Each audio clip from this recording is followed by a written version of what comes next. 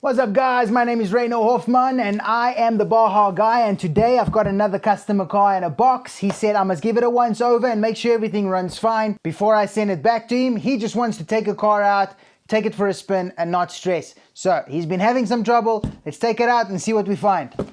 There's a front wheel with the hub and bearing inside of it. Oh, here's another one, no hub. Then there's a rear wheel.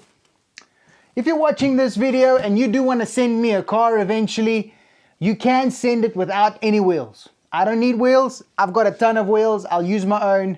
So it just makes the box a lot lighter, easier to pack for you. There we have it. Well driven. Front control arm is off. There's a broken control arm. There's the hub that's missing. The other hubs are all there.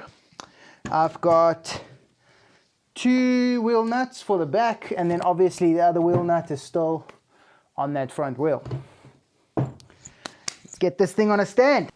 Right, so the first thing I want to do is start stripping, taking stuff off so that I can assess if there's any motor damage, and if there isn't, then I would like to take the whole car apart, get it cleaned up and replace all the broken stuff. So number 1 is engine.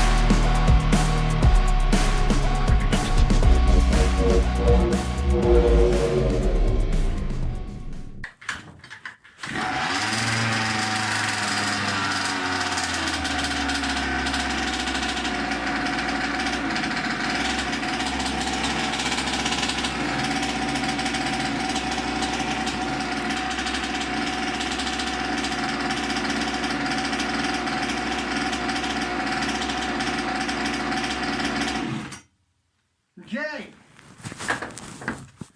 more about the engine later. I don't want to gas myself out of here. So, engine starts up. That is very good news. What I'm going to do now is strip the car and start fixing things. So already I see there's a screw I want to change here on this brake. This is a V1 Roven Sports Baja, right? So this has not got the HD reinforced control arms yet. That's how I see that. And this grub screw, Roven had done away with it for many years now. So it's a very old Baja. Engine still seems fine. And something there sounds very dry. We're going to check the gearbox and all that stuff. But yeah, let's just get it clean first, right?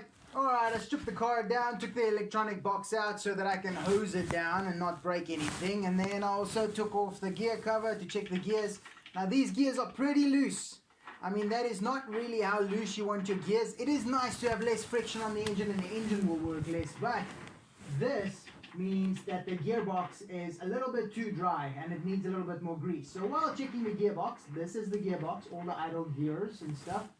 And then if you grab this hub and try to turn the other hub, that is your diff, and that is important. Now this one is solid.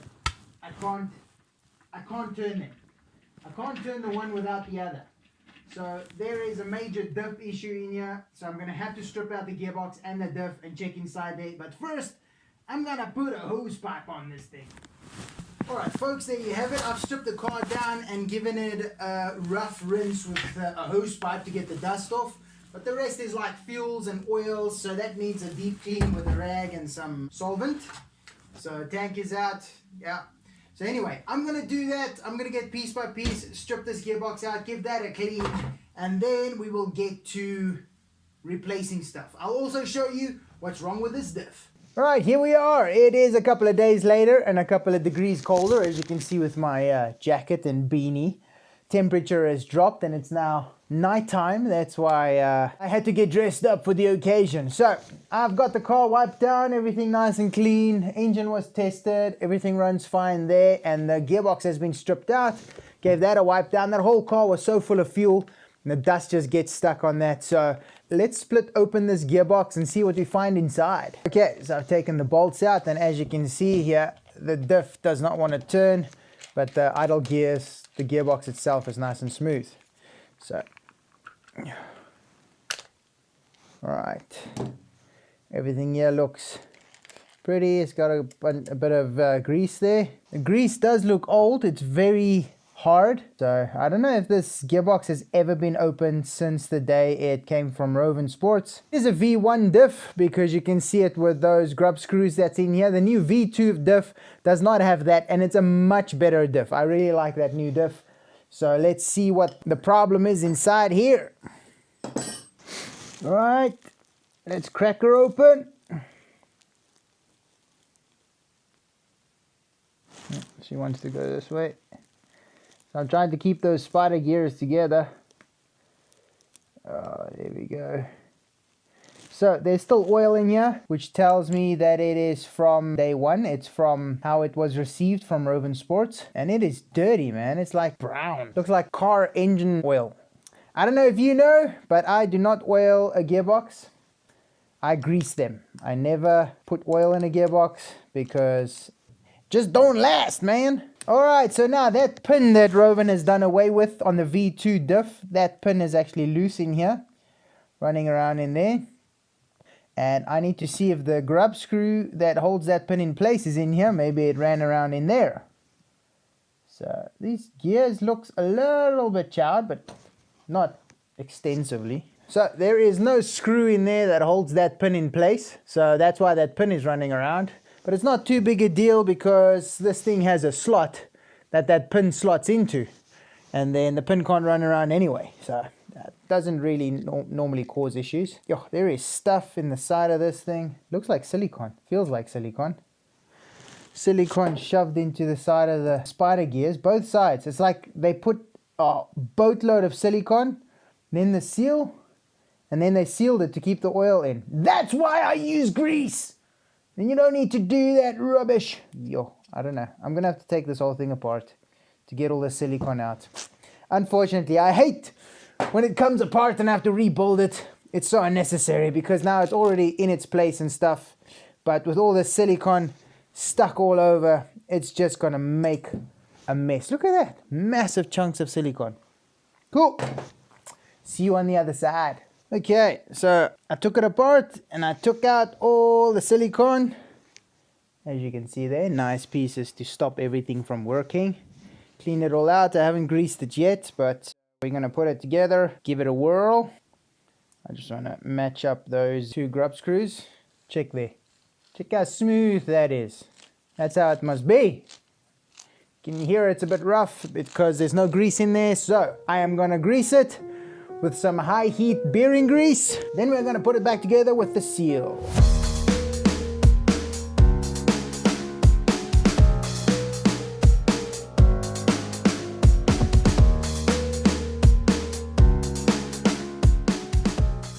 Okay, diff is back together and it is smooth. Check there. Oh yeah, that's how it should go, man. When you turn it the opposite direction, boom. All right. Next up is this gearbox. It doesn't look like there's too much grease in there, so the stuff that has gone hard is not going to get in the way. So I'm just going to add a little bit more grease to the gears, make them a bit more sticky, and then we can put this thing back together. Booyah! There we go. You check it. Nice and sticky. That's all you need. Cool. Now let's get on to the next thing. Okay, so the next thing that needs to be fixed is this lower swing arm. It looks like he had a beating here. That's why that wheel came off with this clip. And this control arm broke. So I have to strip off the front end. I'm going to change the control arms. And then we are going to see how damaged this thing is, which doesn't look too bad. And put it all together and see if we find any other faults. But so far, I think that's it. We can put it back together and give it a bash. But let me show you how I fix this first, quickly.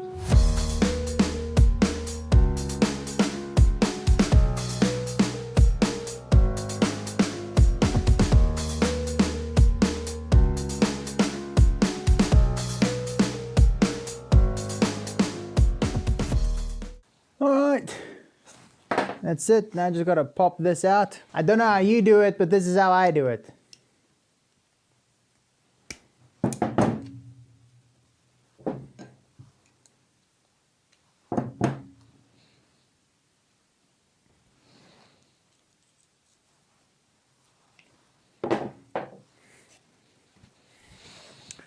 Here we go. And then to pop this ball back in, I've got this nice little tool here that fits over the swing arm like that. Put the ball in, and then you just push from the top.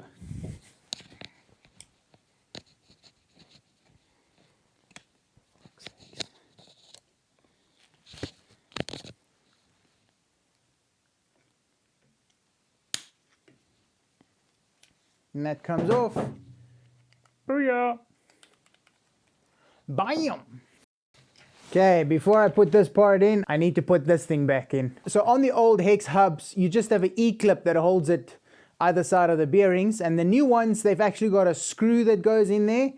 It's called a clipless one, and then you get a clipless shaft, which is a shaft that goes in from the inside, and actually use a rear hex hub with a pin that goes through that shaft. So there's variations, but the new ones, much stronger. They won't come off like this to replace E-clips all the time. There you go. Go! There you go, hub back on. Now I'm gonna bolt that on there and start putting the car back together. Okay, so as you can see, the car is kind of like put together for a test run. So I didn't put the roll cage on. It's a metal roll cage and it's got these finicky screws at the back. So if I need to swap something out or change something, I don't want to take that roll cage off and put it back on. So I'm going to test the car first. I'm going to go take it for a run. I'm going to see what footage I can give you guys with this GoPro on my forehead. Like that. And then let's see how she runs. I did have a problem though, which you didn't see on camera, is when I took this battery box out to clean it, it was actually left on. So the battery was completely drained.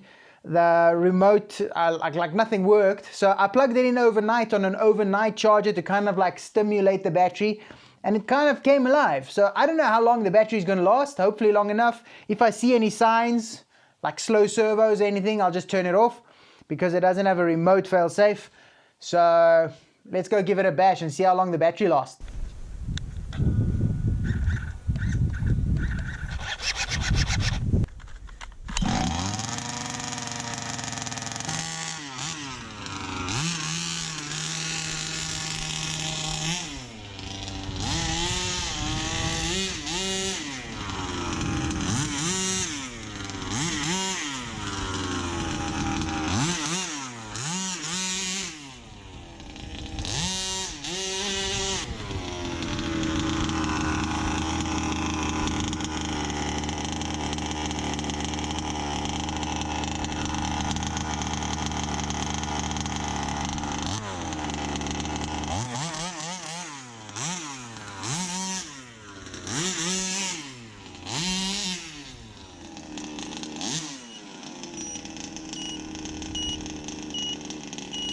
Low power, low power.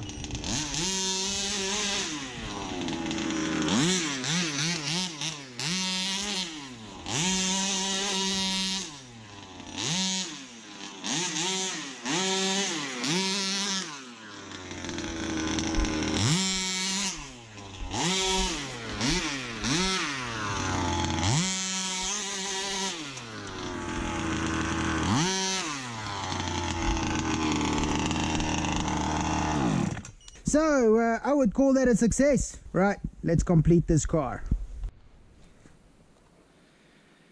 Okay, she is complete. It is together. I left that plastic covering over the body shell like the customer had it, so he can pull it off when he's ready. But yeah, everything is on and roll cage is on, and I put a new pull start.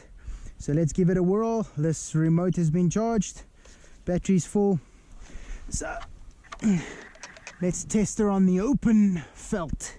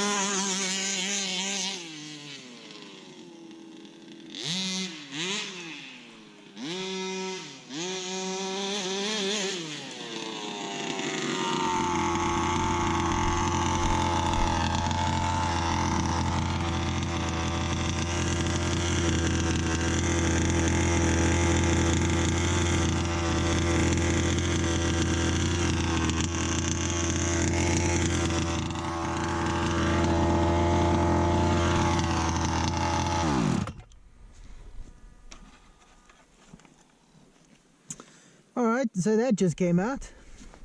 This is why I give it a beating. So let's just see if the actual lock nut is still there. Yeah, the nylock nut is there. So what happened is it unscrewed itself. Anyway, I'm going to screw it back in, see if it tightens up. If it doesn't, it means that lock nut is stripped, and then I'll have to replace the lock nut. But yeah, the engine's got a bit of a raspiness at the top end, but I think that's just because of general wear and tear. It's like the barrel is worn, but it's got plenty power. It still pulls nice. It might need a refurb once it stops running, once the engine doesn't run anymore. What is that? Horse poop! Okay, so that bottom lock nut there was stripped, and so I had to replace it. But in the meantime, while walking up and down for tools and spare parts, I kind of feel like I'm gonna replace this ring. I want to replace the ring because of that top end sputter. It doesn't sound nice, but the car still drives fine.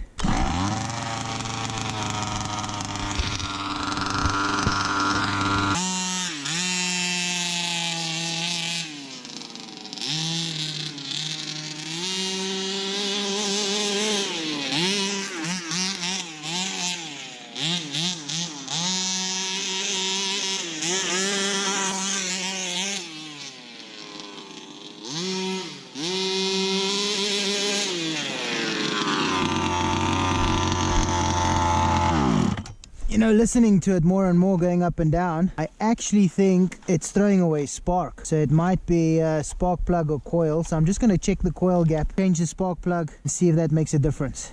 Right, this looks pretty bad with this amount of light. So I took the cover off to check the coil gap, which is not fantastic, but as you can see there, it's like there's a big gap. And when I put the magnet over it, it almost touches. And if you don't have the magnet with it, you can actually feel... Listen, I don't know if you can hear this, listen.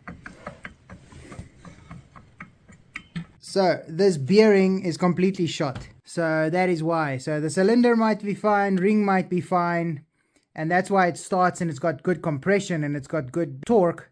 But RPMs, once you start hitting RPMs, this thing starts bouncing up and down so much. I mean, I can feel it. That bearing is shot. So unfortunately, I didn't drive the car when I got it initially. Then I could have stripped all this out.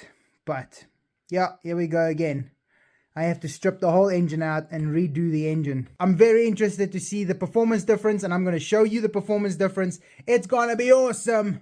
Alright, so I stripped out the engine. I'm going to strip the engine just now, but before I do that, I've got another engine that I've got to test for a customer, and it is a brand new 32cc.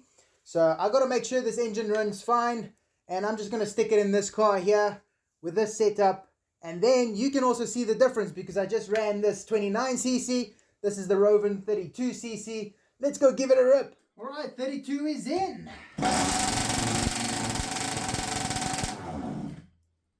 Let's go.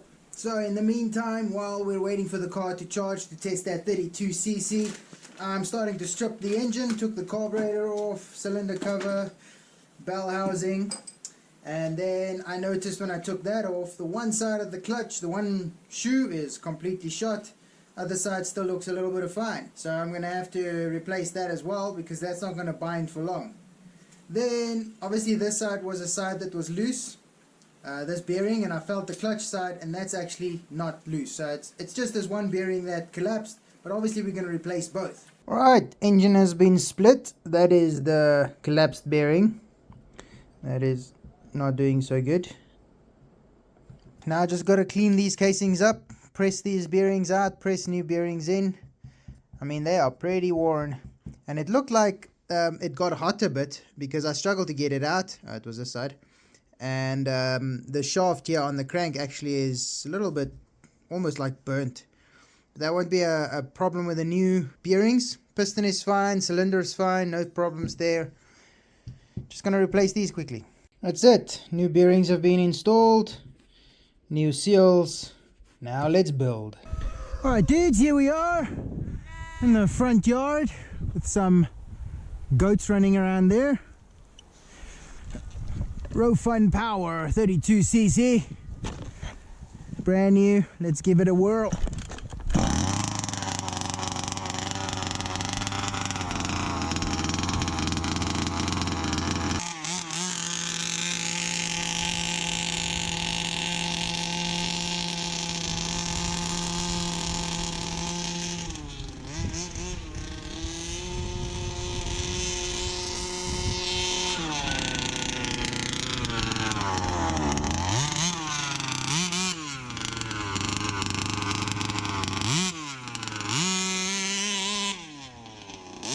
Oh yeah, you can feel the difference. Oh.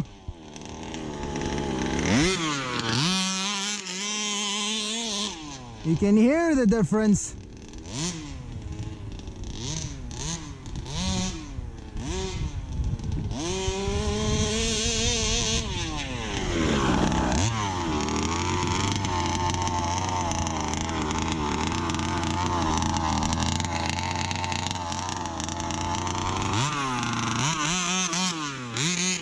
You always want to see that smoke, guys. You always want to see a bit of smoke coming out of that exhaust. Make sure you're not running it too lean on the top end.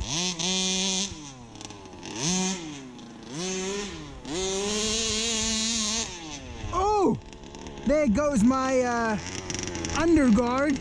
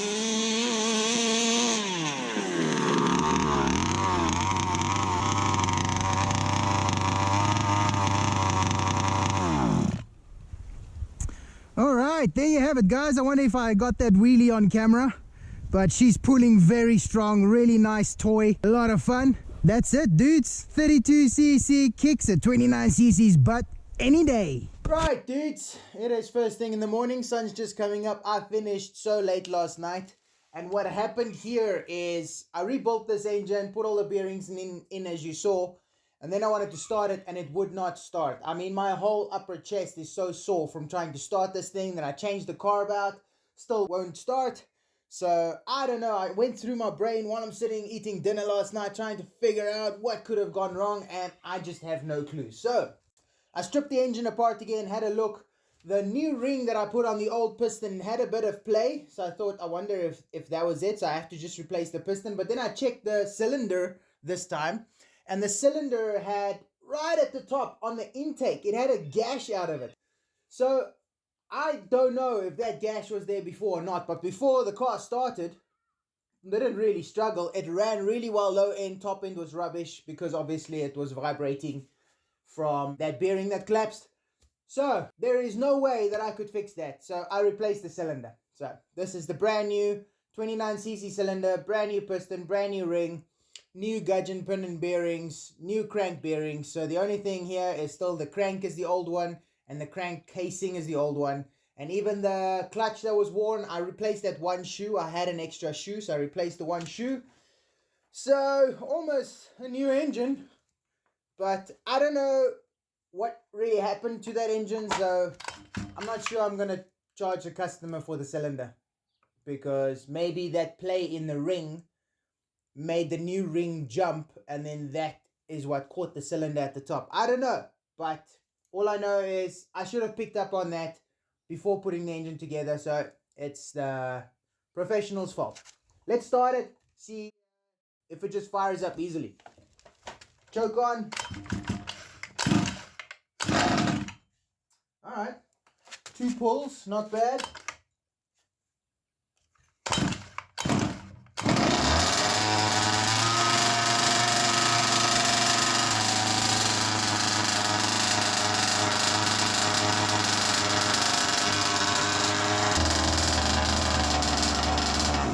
Alright, so before I smoke myself out of here, started really well. I'm going to go take it for a bash. As you see, that clutch kicked in pretty early.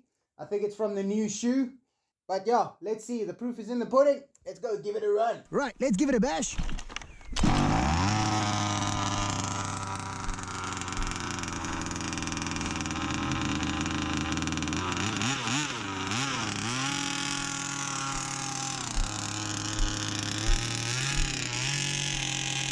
It's nice and frozen out here, so we should get some nice slippity. Car is pulling nice.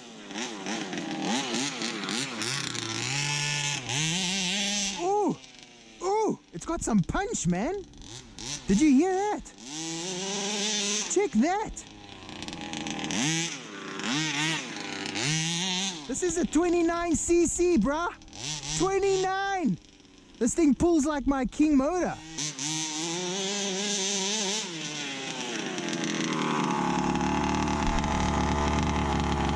So I reckon that's a success. The ice is steaming off the exhaust there.